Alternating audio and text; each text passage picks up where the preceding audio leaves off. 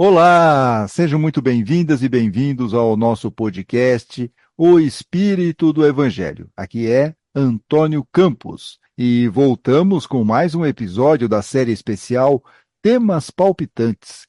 Hoje vamos analisar se existe culpa, castigo ou punição no Espiritismo. Será também que podemos utilizar a palavra karma?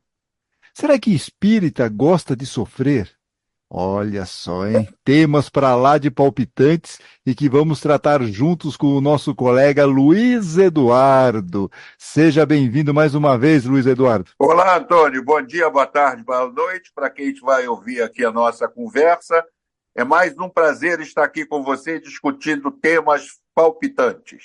Exatamente. E lembrando que os temas palpitantes têm até uma playlist especial lá no YouTube, porque são programas que despertam muito o interesse dos ouvintes.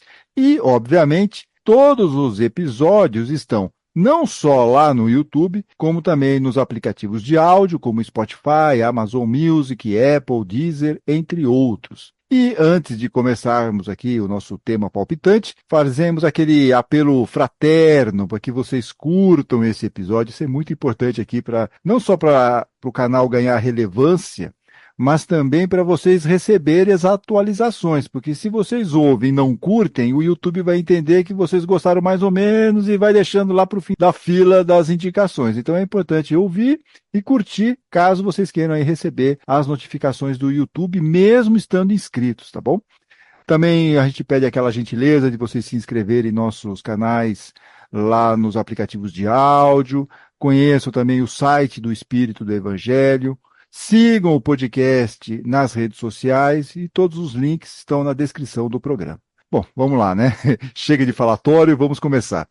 Entre os espíritas, é comum ouvir frases como cheguei ao centro espírita pela dor, ou sou uma pessoa muito devedora, sou um espírito muito culpado porque fiz muita coisa errada em vidas passadas.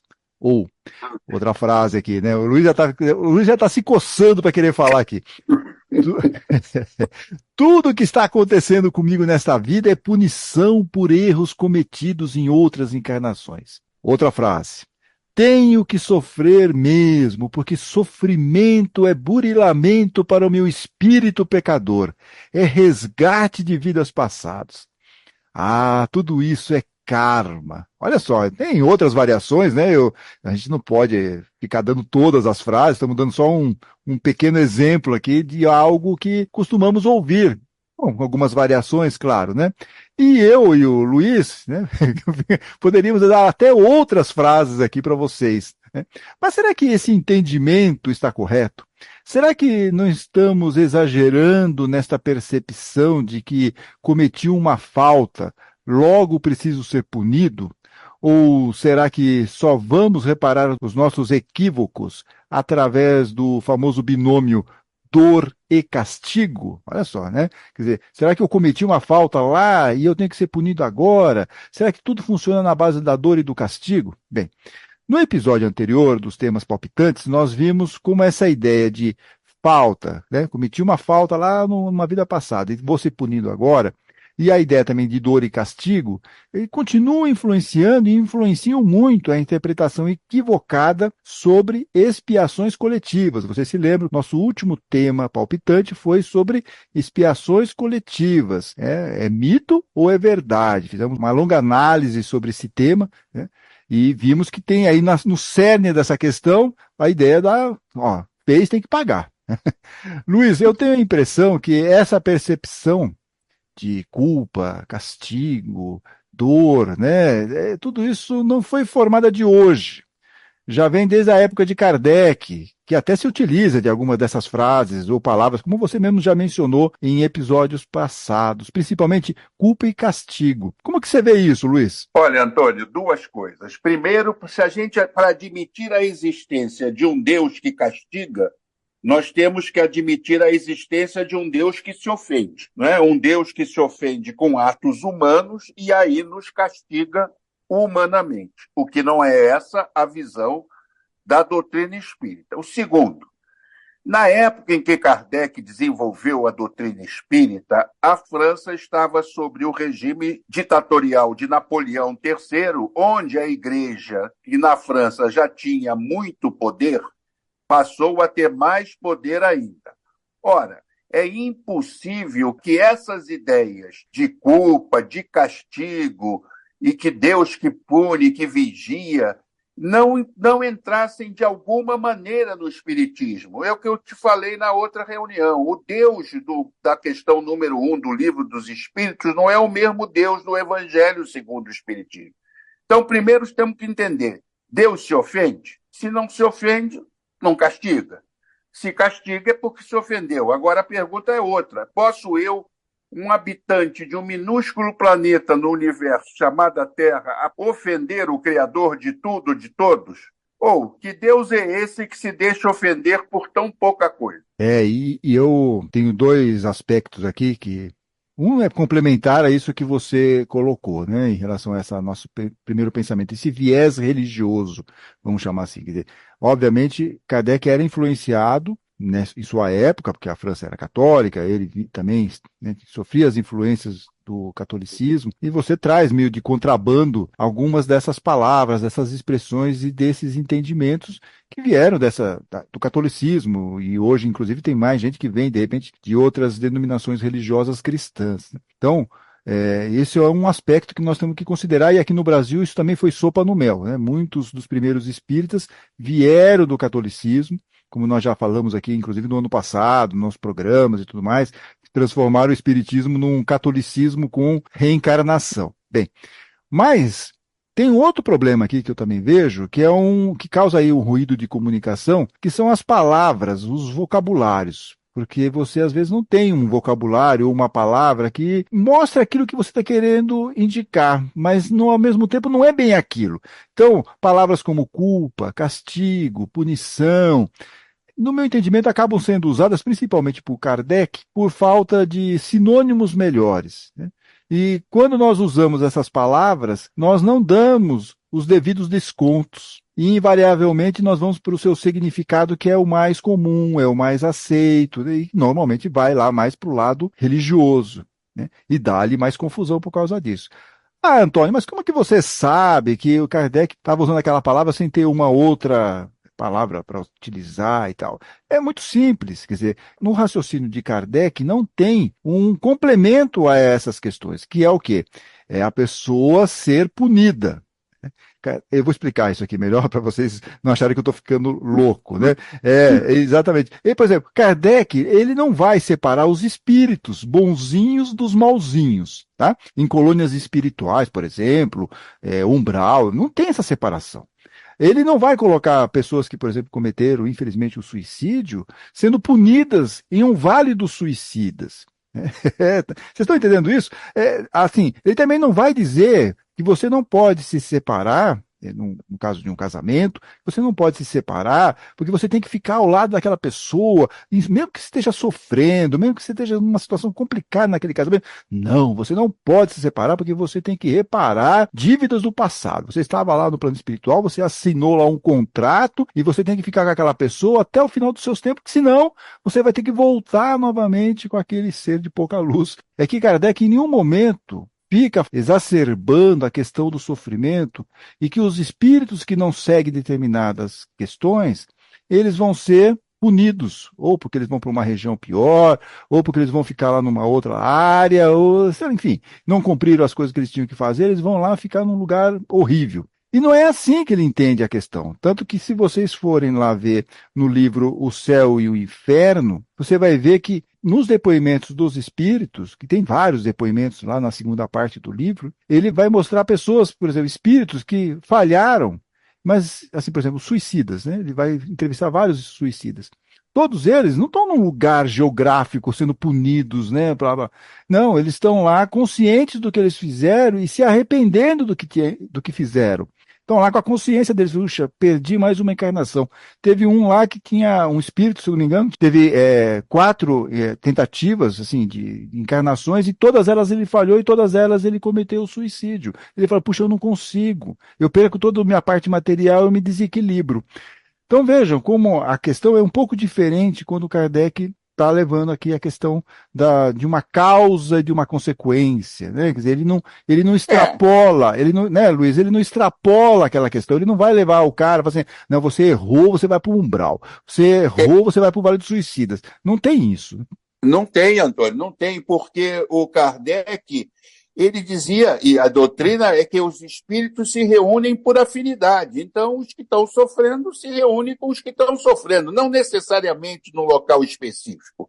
Né? O umbral foi mais uma das contribuições que o espiritismo religioso trouxe à discussão. Pegaram o purgatório e mudaram de nome. E aí Exato. colocaram o nome de umbral. Exato. Então, quer dizer, Kardec vai deixar muito claro que a penalidade, quer dizer, a pessoa ela vai sofrer porque ela vai reconhecer que ela falhou na encarnação. Aí tá, Isso. é isso, acabou. Puxa, não consegui.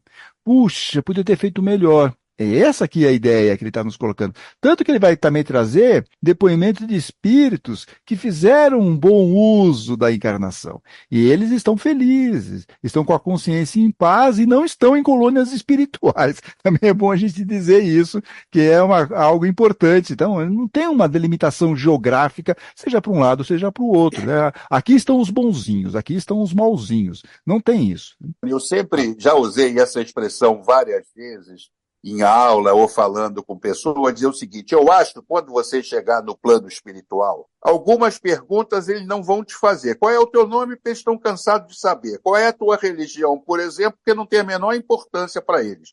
O que vai causar um choque nos religiosos, que vão achar que vão chegar com toda a pompa e circunstância e vai ser tratado igual a qualquer um. E eu acho que no final a conversa vai se resumir o seguinte: olha, meu amigo, quando você encarnou, minha amiga, quando você encarnou, o nosso plano de trabalho era esse. Foi acertado entre nós aqui, tá certo? Aqui está o que você fez durante a sua encarnação. Há discrepâncias entre um e outro. É sobre isso que nós vamos conversar. Agora, acho que depois de pensarmos um pouco sobre isso, fizemos uma primeira análise dessa questão, agora nós vamos para um outro nível, que é o seguinte: o que, que a doutrina espírita sempre, lembrando, o que, que está escrito lá nos livros deixados por Allan Kardec. O que, que ele fala sobre o sofrimento? O que, que a doutrina espírita diz sobre o sofrimento?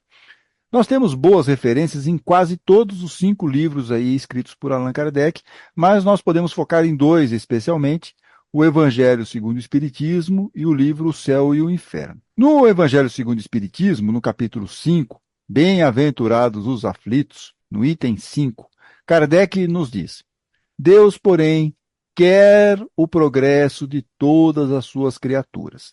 Eis porque não deixa impune nenhum desvio do caminho reto. Não há uma só falta, por mais leve que seja, nenhuma única infração à sua lei que não tenha forçosas e inevitáveis consequências, mais ou menos desagradáveis, de onde se conclui que tanto nas pequenas como nas grandes coisas o homem sempre é punido por aquilo em que pecou. Aqui uma pausa só para vocês verem como Kardec se utiliza dessas palavras, né?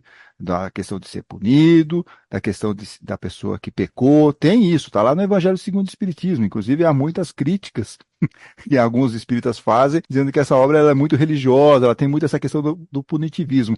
Mas eu continuo aqui defendendo a tese que é por falta de palavras melhores de Kardec e pela influência que ele recebia, inclusive da questão religiosa do catolicismo. Mas não que ele entendesse que as pessoas seriam punidas num lugar determinado ou que elas tinham que ficar sofrendo o tempo todo, né? Não, porque nesse ponto, Antônio, ele próprio contraria a doutrina religiosa quando ele diz que não existe penas perpétuas. As penas são proporcionais à gravidade e o tempo é proporcional a essa gravidade. Por isso que o umbral tem lógica. O purgatório já tinha essa lógica. Ficava Exato. lá o tempinho, o tempo, sei lá quanto tempo. E ele continua nesse mesmo item 5, lá no capítulo 5, Kardec continua dizendo o seguinte: olha, os sofrimentos consequentes ao erro cometido são para ele, para essa pessoa, né, para esse espírito, uma advertência do mal que fez. Dão-lhe a experiência, fazem com que ele sinta a diferença entre o bem e o mal, e a necessidade de se melhorar para evitar no futuro o que foi para ele uma fonte de mágoas, sem o que não teria nenhum motivo para se emendar. Confiante na impunidade, ele retardaria seu adiantamento e, por consequência, a sua felicidade futura. Então ele está dizendo aqui que existe realmente a questão aí da dor, da reparação, mas com um efeito pedagógico, para alertar. Aquele famoso chacoalhão.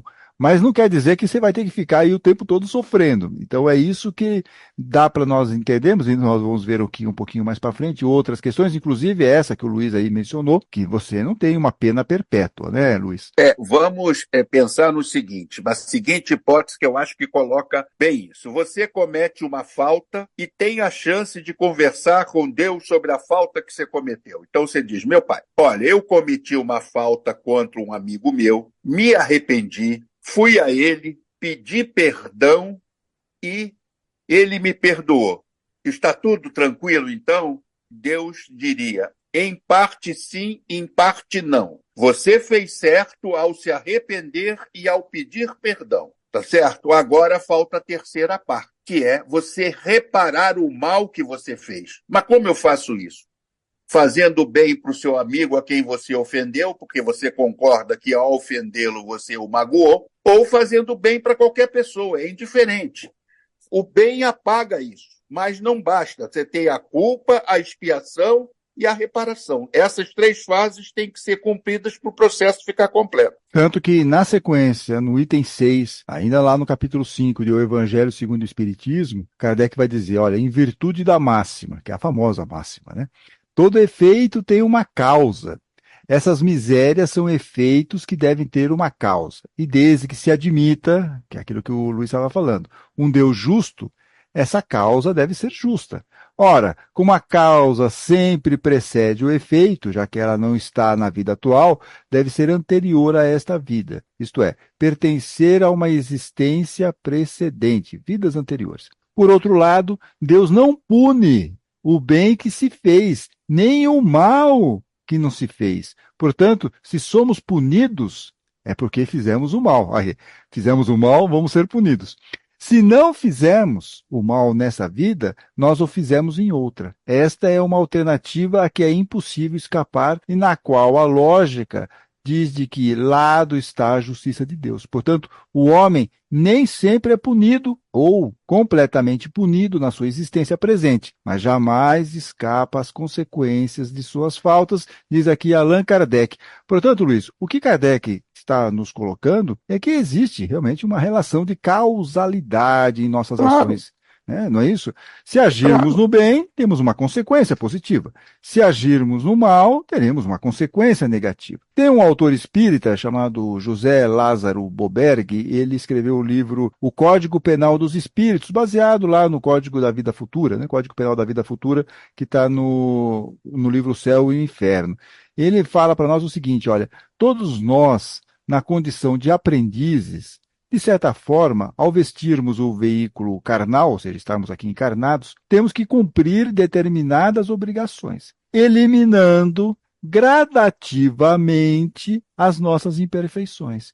Vale a pena ratificar que não temos castigos na legislação divina, quer no plano físico, quer no plano espiritual, em razão de nossas imperfeições, mas tão somente consequências de nossas ações. Consequências de nossas ações.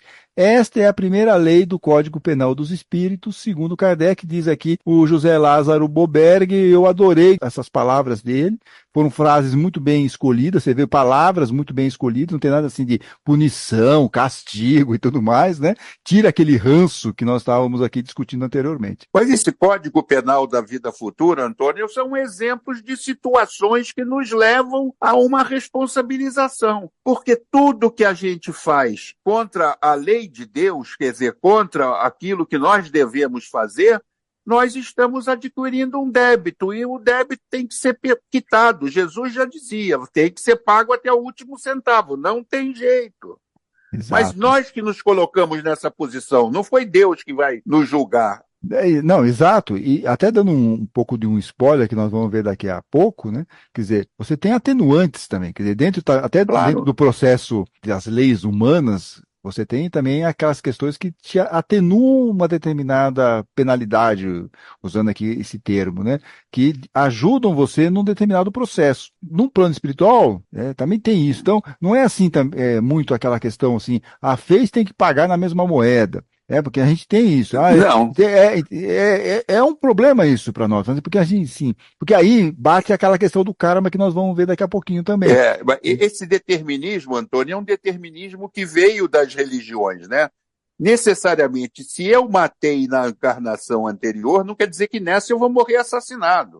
Mas não é isso que os espíritas, assim, na maioria vêm, né? Inclusive Pois no é, caso das expiações coletivas, como nós vimos no programa passado. pois é. Ah, o O que cara eu... queimou cristãos lá na Roma Antiga, vai morrer queimado aqui também, ele e o grupo de pessoas. Então, Pois é. esse é Mas o problema. olha só. Então não é por isso, porque, por exemplo, eu venho realmente com essa conta para quitar. Eu matei alguém na vida passada. Agora, se eu fizer tanto bem, me dedicar a ser uma pessoa boa, um homem de bem, como diz caráter, homem no sentido de ser humano de bem, eu posso chegar com essa conta quitada, pô. Pode. Mas a única coisa que acho que vale a pena nós vermos aqui e voltarmos a um ponto que o Luiz colocou muito bem, é que não existe uma punição perpétua ou de longa duração, assim, quase que não acaba mais. Está lá no Código Penal da Vida Futura, que nós já mencionamos, publicado no livro O Céu e o Inferno, e no artigo 8º, Kardec diz o seguinte: a duração do castigo, aí, mais uma palavrinha, a duração do castigo está subordinada à melhora do espírito culpado. Então já temos aqui castigo e culpado, já discutimos isso, mas é bom sempre fazer aqui uma ressalva. Ó. Castigo e culpa, tá?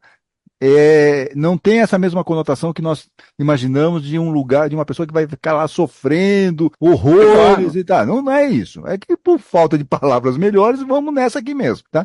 Mas enfim, a duração do castigo está subordinada à melhora do espírito culpado. Nenhuma condenação por um tempo determinado é pronunciada contra ele. O que Deus exige para colocar um fim aos sofrimentos é o arrependimento, a expiação e a reparação. Eu acho que o Luiz se preparou muito bem para o programa de hoje, porque é exatamente isso que ele estava falando aqui. Ó. Como é que você termina com esse sofrimento? Arrependimento, expiação e reparação.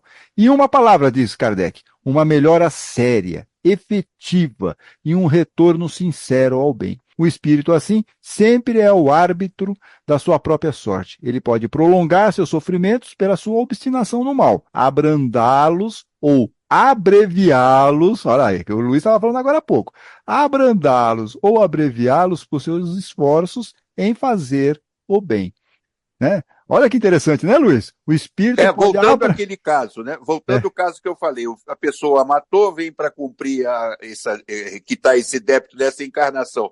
Mas ele faz tanto bem que no final, quando ele volta, o cara diz: olha, realmente, estava previsto aqui você passar um tempo X no umbral, mas como você fez muito bem, e considerando também, por outro lado, que a falta é muito grave, passa uma semaninha só lá que tá bom, acabou. você vê como a frase é ótima, né? O espírito pode abrandar ou finalizar um sofrimento por seus esforços em fazer o bem. É claro. É um conceito totalmente diferente do karma, onde não É. existe essa flexibilização, vamos dizer assim, né? Naquela Não, própria não tem. existência. Você pode conseguir fazer muitas coisas já nessa existência. Na ideia do karma, principalmente quando você vai lá para o hinduísmo, tem a questão das castas. O sujeito lá que nasce numa casta inferior, ele pode fazer o bem o que ele quiser nessa mesma encarnação, que ele não passa, ele não muda de casta. Isso Não, só ele vai fica acontecer. melhor na mesma casta só. Ele fica melhor na mesma casa e só vai mudar de casa numa próxima eventual É. encarnação. Então, veja, quando a gente usa o conceito de karma dentro do movimento espírita, que é uma praga, né, que isso se espalhou como fogo no capim, quando você usa a palavra de karma na ideia de uma ação e reação, de causa e efeito, você esquece que tem essa outra questão, que é uma coisa que você não mexe. Demora muito para mexer, se é que vai mexer em algum momento. Você não tem essa flexibilização, como, por exemplo, a doutrina espírita nos traz. Uma flexibilização que depende dos nossos comportamentos, que nós podemos amenizar, ou como ele diz aqui, abrandar ou abreviar aquela situação negativa. No karma isso não existe. Ela vai até metade do entendimento espírita, mas a outra metade não bate com o espiritismo. Por isso a nossa... O espiritismo pensa diferente, Antônio. O espiritismo não aceita o destino. Quando você tem o karma, o destino é inexorável, o destino não é mutável. O espiritismo trata de uma outra maneira. Nós construímos uma parte do destino. Claro que as linhas gerais estão estabelecidas, mas mesmo assim elas podem ser modificadas. Perfeito. Quer dizer, há um ponto de concordância, nós temos que entender isso. Realmente, existe ação e reação, causa e efeito no karma em relação ao nosso entendimento espírita. Mas depois, acabou, porque nós temos uma possibilidade de redenção e de melhoria a partir das nossas ações, coisa que não existe, assim, a curto prazo pelo menos, na ideia do karma. E não é nem bom a gente ficar falando muito sobre outras religiões, né, Luiz? Porque, assim, já é difícil para as pessoas que não são espíritas, por exemplo, entender o que é o espiritismo. Agora, imagina nós que estamos aqui no Brasil tentando entender o que é uma religião lá na Índia. Sabe, tem certas nuances que, de repente, nós não sabemos. Tentar raciocinar com a lente oriental é complicado. E só para reforçar esse conceito que eu estou dizendo, que algumas coisas são muito complexas e a gente fica se metendo a besta e importando coisas que de repente nós não entendemos. Outro dia eu vi aí um filósofo famoso aí, estava dando uma entrevista para a TV Cultura e estava largando o pau no espiritismo, falando que espiritismo é coisa de criança. E a grande argumentação dele é que no espiritismo não explica, o espiritismo não explica como é que o espírito pode levar as lembranças, as memórias, se o corpo fica aqui junto com o cérebro, né? Morre, enterra, acabou o cérebro. Como é que ele leva isso para o mundo espiritual? O que mostra que ele não estudou nada no espiritismo, porque ele não sabe, né? Ele não sabe o conceito de perispírito, ele não entendeu esse negócio. Então, por isso que eu acho que é muito complicado para nós espíritas ficarmos importando conceitos alienígenas e fazendo, de repente, uma coisa totalmente equivocada. Não é para nós ficarmos mexendo nisso, né? Nós não entendemos disso. O que nós temos que entender é a doutrina. E mal e porcamente nós estamos entendendo a doutrina, né? Quer dizer, cada vez a gente fica mais sendo submetido a influenciações outras que não são da doutrina espírita, mas nós achamos que é doutrina. Esse esoterismo espírita faz parte da nossa cultura, não tem jeito. Não, faz isso. A gente gosta de uma feijoada espiritualista e tal, mas isso...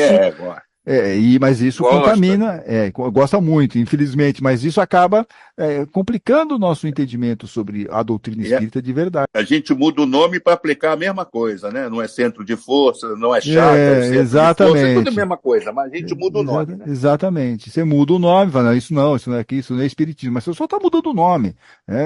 Você não dá o passe para ativar o chakra, mas vai ativar o centro de força, que é o mesmo lugar. Isso é importação. Exatamente. Importação esotérica. E você nem sabe se está importando direito, né? Você está comprando gato por lebre. Bem, e aí voltamos aqui para aquela questão do programa passado, dos temas palpitantes, expiações coletivas, mito ou verdade, que nós mencionamos o espírito Bernardin. Certo? Ele vai escrever o último artigo lá do capítulo 5, que nós estamos mencionando aqui muito, né, do Evangelho segundo o Espiritismo. Acho que vale voltar para esse artigo para ver as considerações que ele está fazendo e para nós apagarmos de vez de que não podemos fazer nada para alterar as provas e expiações, que temos que sofrer mesmo, que o karma é inevitável e tal. Então, vamos lá. Kardec pergunta para Bernardin, esse espírito de luz. Deve-se pôr um fim às provas do próximo, quando se pode ou é preciso, por respeito aos desígnios de Deus, deixá-la seguir o seu curso? Pergunta muito boa. Você pode fazer alguma coisa para impedir a prova daquele sujeito, aquela expiação daquele sujeito? Tem alguma coisa que você pode fazer ou não é melhor fazer nada? E aí, Bernardinho vai responder, olha, nós vos temos dito e repetido muitas vezes que estais nessa terra de expiações para concluir as vossas provas, e que tudo o que vos acontece é uma consequência das vossas existências anteriores, os juros da dívida que deveis pagar. Porém, esse pensamento provoca em certas pessoas reflexões que é necessário evitar, porque poderiam trazer funestas consequências. Olha só, então, ele está dando aqui toda a ideia da causa, do efeito, da dívida, tem que pagar tal, Sim. ele fala assim, ó, pera um pouco, tem aqui um pensamento que é meio problemático, algumas pessoas podem entender isso aqui errado. Então, quais seriam essas consequências funestas, equivocadas, né?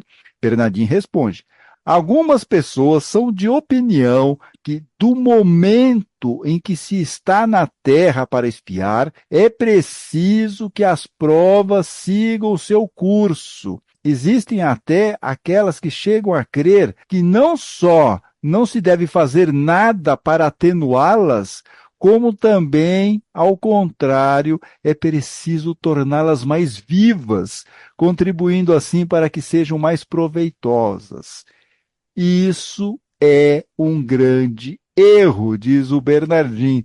Não é isso, Luiz? Assim, aquelas pessoas que ficam, eu Totalmente. tenho que sofrer, eu sou muito devedor, eu sou uma pessoa que tem que passar por tudo isso mesmo, até mais, porque eu preciso me purificar. Esse tipo de pensamento é um erro, porque você pode fazer alguma coisa para melhorar e suavizar aquela situação.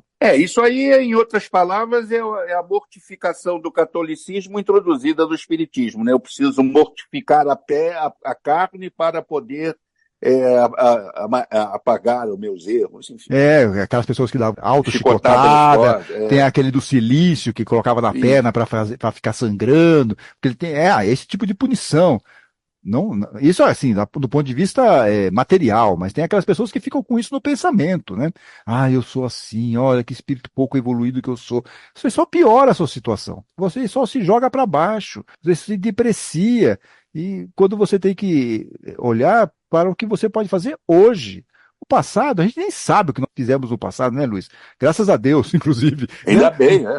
Mas nós estamos aqui hoje, tem aqui, como diz aquele locutor esportivo, enquanto tem bambu, tem flecha, não é isso? Estamos aqui, vamos fazer a nossa parte, vamos tentar melhorar aí, ganhar algum tipo de condição para atenuar aquelas faltas, né? Aquelas questões aquelas provas e aquelas expiações. Agora, veja só, vamos voltar aqui para o Bernardinho, né? Quer dizer, como que nós devemos entender essas provas por um lado menos punitivista, né? E o Bernardinho vai esclarecer. Olha, as vossas provas devem seguir o curso que Deus lhes traçou. Mas vocês conhecem esse curso? Vocês sabem até que ponto elas devem seguir? E se o vosso Pai misericordioso não determinou ao sofrimento deste ou daquele vosso irmão, tu não irás mais longe? Ou seja, agora acabou. Né? Olha só que interessante esse pensamento dele. Nós não sabemos nada. Essa é a verdade, né?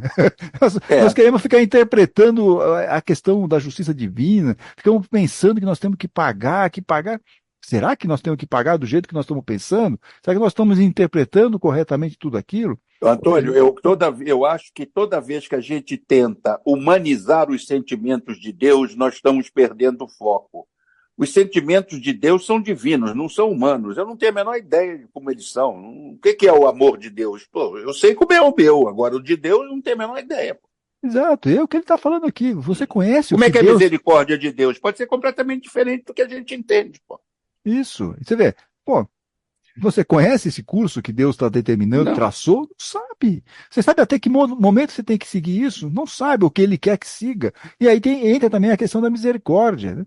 Tem um monte de coisa aí no meio. E nós ficamos aqui querendo interpretar, falando, não, tem que sofrer, tem que isso, tem que aquilo. Ou seja, nós temos atenuantes. Nós não temos só débitos. Nós temos crédito também e precisamos levar isso em consideração. E as pessoas também esquecem, tem uma frase no Evangelho, Luiz, que você conhece bem, que está lá na primeira carta de Pedro, capítulo 4, versículo 8. O amor cobre uma multidão de pecados. E nós esquecemos disso. Está lá no Evangelho, não está nem na doutrina espírita. Nós temos que olhar isso aqui. Está lá no Evangelho. O amor cobre uma multidão de pecados. Primeira carta de Pedro, capítulo 4, versículo 8. E, Antônio, qual foi o Deus que Jesus nos trouxe? Não é o Deus amor? Deus do amor, Deus da misericórdia. Então, Só que nós Também ficamos da justiça, da também justiça, da claro, bondade. mas do amor, da caridade.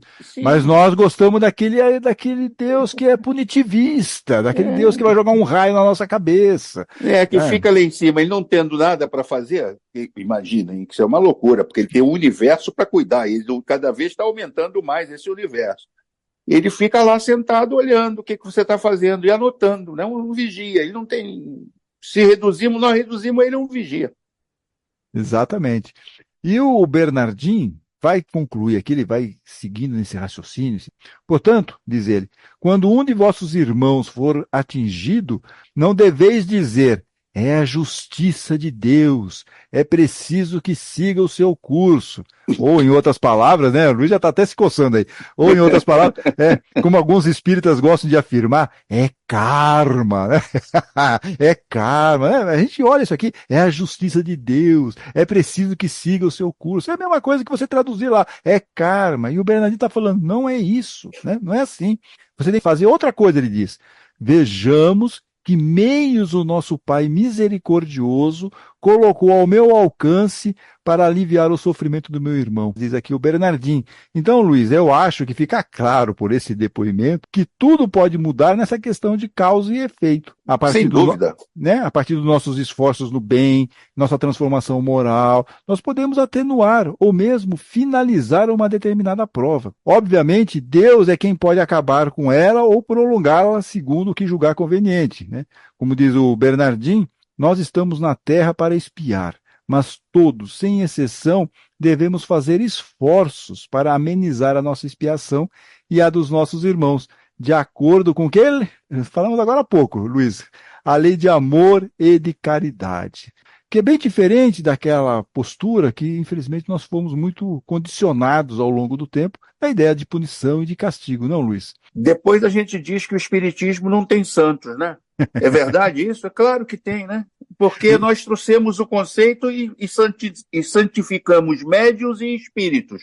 E viraram santos. O que eles falam é indiscutível, porque afinal de contas, sendo quem são, como é que eles podem falar errado? E aí as pessoas ficam meio incomodadas. A espírita gosta de sofrer? Ao que tudo indica, parece que sim, né? Apesar de todo mundo falar que não, mas às vezes fica com aquele negócio na cabeça e não tira. Fica com aquele entendimento. Ah, mas tudo bem, eu entendo porque eu estou aqui passando por uma situação difícil. Beleza. Acho que é bacana. A gente não pode não saber assim, o motivo exato, por que está acontecendo aquilo na minha vida. Eu não sei isso, porque eu não tenho ideia do que foi feito no verão passado, né? Na encarnação passada. Eu não sei. Então eu tenho que ter uma postura mais suave, mais leve em relação a isso, para poder até passar melhor por essas provas. E nós temos que deixar para trás essas ideias absurdas. Karma, punição, dívida, devedor, culpado, castigo. Nós temos que relativizar tudo isso. Deixar para trás isso. Não é à toa que você começou citando o Sermão da Montanha. O Sermão da Montanha, aquelas frases de Jesus, bem-aventurados os aflitos, porque serão consolados, e todas nessa linha, você sempre tem uma causa e um efeito. A causa é a aflição, o efeito é o consolo, ou seja, para mostrar que nada é permanente e que tudo tem solução. Exato. E que nós temos que passar por isso da melhor forma possível. Agora, ficar com essa cabeça de karma, punição, dívida, culpado, castigo e tal, nós estamos lascados. O espírito Hamed vai falar lá no livro Renovando Atitudes, ele tem um capítulo muito interessante pela psicografia do Francisco do Espírito Santo, um capítulo chamado Amar, vírgula, não sofrer, né? Amar, não sofrer. Ele vai no ponto, ele é cirúrgico aqui, até selecionei uma frase para compartilhar aqui com vocês. Olha o que diz o Hamed. Nós temos que sair da posição de vítimas, mártires, pobres coitados. Nós podemos passar pelos ajustes, pelas provas, pelas expiações, amando ou, diz ele, nos desgastando penosamente se continuarmos a reafirmar as nossas crenças punitivas do passado. É uma carga que nós trazemos. E aí nós ficamos que nem aquela hiena do desenho animado, né? Ó vida, ó dor, ó azar, olha como eu sou devedor, olha como eu sou pecador e tal, e fica piorando a situação, né? Nós não devemos, né, Luiz, ficar perdendo tempo, lamentando eventuais equívocos na vida passada, que nós nem sabemos quais foram esses equívocos. Então, nós temos que olhar para o futuro, fazer algo agora para mudar essa situação. Temos que ver o que nós podemos fazer já, analisar o quanto nós já caminhamos no bem. As pessoas esquecem isso. É, assim, poxa, pega você como era há 30 anos e como você está hoje, como você pensa hoje, como você pensava no passado, olha como teve uma evolução para melhor, como você, de repente, hoje não tomaria certas atitudes que você tomava lá atrás, quando você não era nem espírita, não estava nem pensando nesse negócio todo. Mas você mudou. Isso é uma vitória, né? Olha, nós temos várias vitórias. Quanto nós já caminhamos no bem, já conquistamos, né, um monte de bônus aí, de coisas de valor para a nossa evolução espiritual. Como nós hoje somos uma pessoa melhor do que nós fomos no passado. Então, o que que nós temos que ter? Um pouco mais de auto-amor. Parece até que nós combinamos, hein, Antônio? Porque eu canso de dizer isso nas exposições evangélicas. Gente, todos nós aqui já enfrentamos problemas e não estamos hoje aqui, no dia X da semana, ouvindo o evangelho, tomando passe. Todo mundo concorda. Eu falo, então somos vitoriosos ou não? Sim, claro, já passamos por situações difíceis, né? Isso também é um outro aspecto muito importante que você está levantando. Temos condições de passar por outras ainda, né? Está tudo Claro, bem, vamos passar. Nós estamos vamos num planeta de passar. prova e expiação. Não tem E, jeito, é e, assim e, mesmo. e além disso, né, quer dizer, fazendo um complemento com aquilo que eu estava dizendo, nós também evoluímos, nós também Isso. mudamos o nosso comportamento, nós somos pessoas diferentes, pessoas melhores. Só que se nós ficarmos olhando apenas para o lado, ó vida, ó dor, ó azar, vai aparecer o seguinte, né, eu tenho que ser punido mesmo, eu sou muito culpado, eu sou muito devedor, e aí você só se joga mais para baixo em relação a cada um. A Por isso, doutrina espírita te apresenta o problema e te apresenta a solução. Gente, a gente já sabe a solução. Por que que fica insistindo no problema? Vamos buscar a solução, pô. isso, mudar a chavinha, mais Tem que mudar a auto-amor. chave. Mas auto-amor, isso não vai fazer mal a ninguém, não é você viver num mundo poliana, mas você reconhecer que você está aqui, você está encarnado, você está passando por uma série de experiências, você está tendo consciência de que você precisa ser uma pessoa melhor, isso tem mérito, isso tem valor, É né? óbvio. E isso só vai trazer benefícios para cada um de nós. Agora, ficar naquela dívida, culpa, karma, aí nós estamos lascados, né, Luiz? Não vai sair do. Nós vamos cada vez ficar mais atolados e não vamos sair do buraco. Pô. Tem que É, sair. A doutrina que eu te falei, a doutrina já deu a solução. Pô. Agora, exatamente. dá trabalho, né? Também é mais fácil eu achar que o espírito vai resolver para mim, porque mudar dá trabalho, né? Ah, Precisa de, precisa de persistência, precisa de abolir a vontade de desistir, porque vai aparecer a vontade de desistir, é claro, mas todos nós sabemos isso. Não é é, fácil, mas está longe de ser impossível. O que as pessoas precisam entender que é isso, que nós é que temos que fazer, nós é que temos que construir. sim, Faça a nossa parte e ajuda a ver. E não faça, Deus espera, não tem pressa. Então, exato. primeiro começa com você, depois você faz o outro. Muito bem, Luiz. É o auto-amor mais uma vez aí sendo É. importantíssimo. Muito bem. Algo mais a dizer, Luiz? Você quer Não, é complementar? só para os nossos ouvintes que são pessoas que estudam muito, eu vou só mostrar para vocês aqui onde é que se encontra na doutrina espírita alguns pontos polêmicos. Deus condena está na questão 680 do Livro dos Espíritos. Deus fere está na questão 737. E Deus castiga está na questão 781A, além do, claro, do Evangelho segundo o Espiritismo. Muito bem, olha. Luiz passando lição de casa para vocês. Mas é assim, se vocês não se apropriarem também da doutrina espírita, dos livros de Kardec, vocês não manusearem, não pesquisarem, também não adianta. Quer dizer, o conhecimento não passa só por vocês terem ouvido uma palestra, uma aula, ou de repente aqui o nosso podcast, né? São instrumentos, mas se vocês não colocam lá uma energia de estudo, também logo daqui a pouco vocês já vão esquecer tudo isso que nós falamos aqui, o que foi falado na aula, o que foi falado na palestra. Então ele também exige de quem está estudando esse esforço de abrir um pouco o livro, dar uma olhada nessas questões. Você quer repetir aí, Luiz, se você tiver aí fácil, essas Tenho, questões, claro, para eles claro. reverem? Por favor. Vamos lá. Deus condena, Livro dos Espíritos, questão 680. Deus fere, olha aí nas expiações coletivas, Livro dos Espíritos, questão 737. E Deus castiga, Livro dos Espíritos, questão 781A. Muito Tem bem. que ler e interpretar, porque a chave está aí. E eu acrescento o texto do Bernardinho, que nós vimos há pouco. Releiam esse texto. Está lá no Evangelho segundo o Espiritismo, no final do capítulo 5, Bem-aventurados os aflitos. É o último artigo desse capítulo.